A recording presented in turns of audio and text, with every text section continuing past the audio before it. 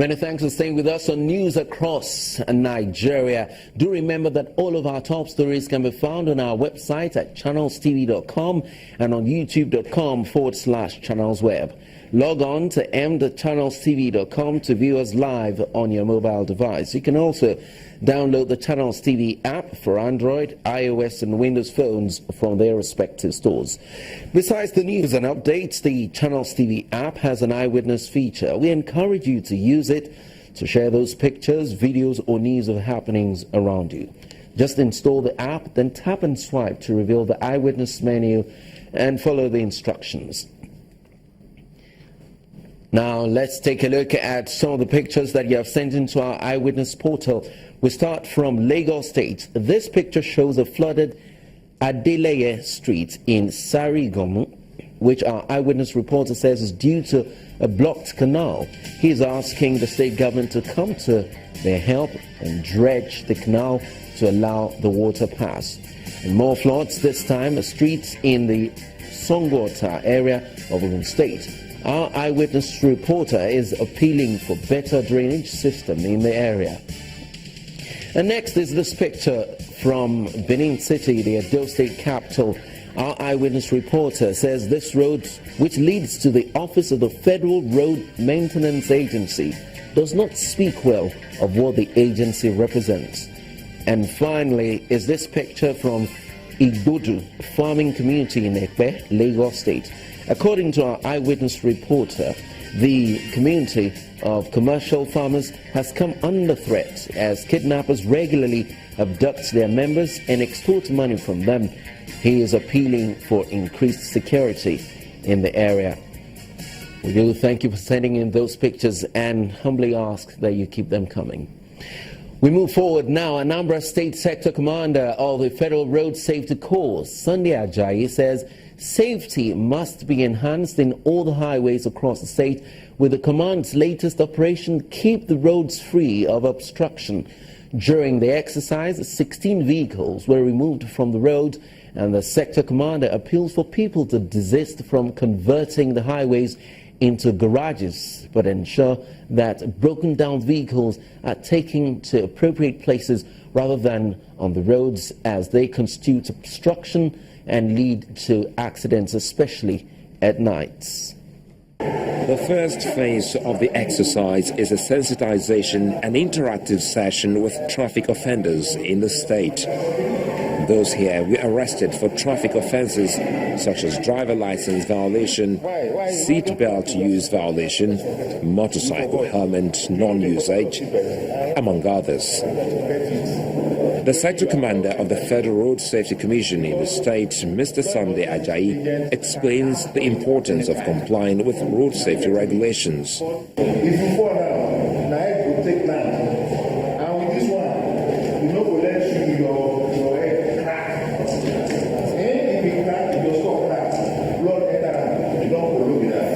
The exercise seems to be having some positive impact on the offenders. The indiscriminate parking of abandoned vehicles in major streets and highways in the state then takes center stage. We want people to know that the road is a motorway, not a parking or not a garage. Therefore, a permanent parking space cannot be created for vehicles on the highways. A trend the sector commander says must be nipped in the bud. Experts believe that offences can only be minimal if road safety officials constantly monitor the highways and offenders are apprehended, penalised to serve as a deterrent to others. To the southern parts of the country now, the Federal High Court sitting in Calabar, the capital of Cross River State, has sentenced 16 persons to life imprisonment for their involvement in the adulteration of 100 tons of automotive gas oil, commonly known as diesel. The sentence, which is without any option of fine, seeks to serve as a deterrent to other criminally minded people who might want to do same. The accused persons were charged to court by the federal government through the Bayelsa State Commander of the Nigerian Security and Civil Defense Corps. The suspects were arrested on the 7th of July by the operatives of the Nigerian Security and Civil Defense Corps along the Brass River in Bayelsa State. They were said to be heading towards the sea on a vessel, MV Aliza Laila. They were promptly charged and arraigned on 4 counts of conspiracy, adulteration, and dealing in about 100 tons of petroleum products suspected to be diesel, an offense contrary to sections 1, subsection 17 and 18A and I of the miscellaneous. Justice Yang Eko, after evaluating the evidence put before him, convicted all the defendants and sentenced them accordingly. I am minded to say that I find the evidence of PW1, PW2, and PW3 and the exhibits tendered by them to be credible, and I believe them. Overall, I find the 16 defendants in this case guilty of the offences alleged in counts 1, 2, 3, and 4 of the charge sheet. I resolved the sole issue formulated by the prosecution in the positive. I also resolved the sole issue formulated by the defendant in the negative. On this score, I make the following orders. 1.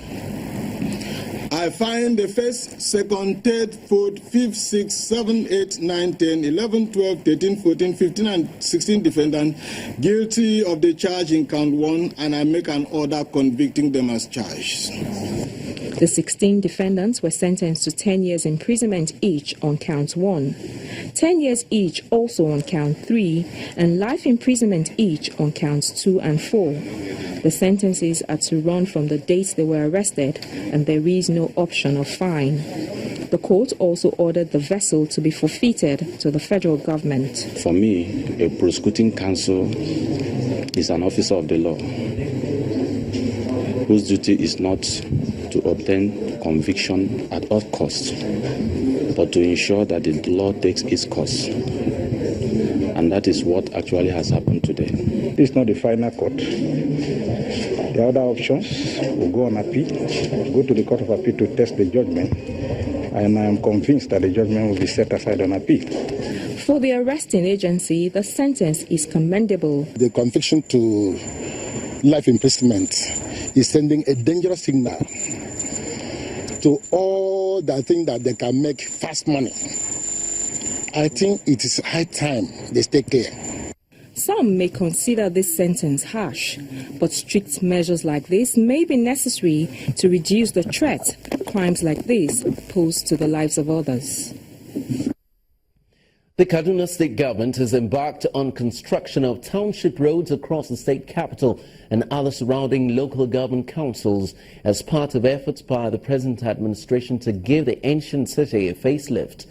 The State Commissioner for Works, who inspected the ongoing projects and some completed ones in Igabi, Kaduna South, Kaduna North and Chikun local government areas, assures that the projects would be completed in good time while new ones would be awarded by next year.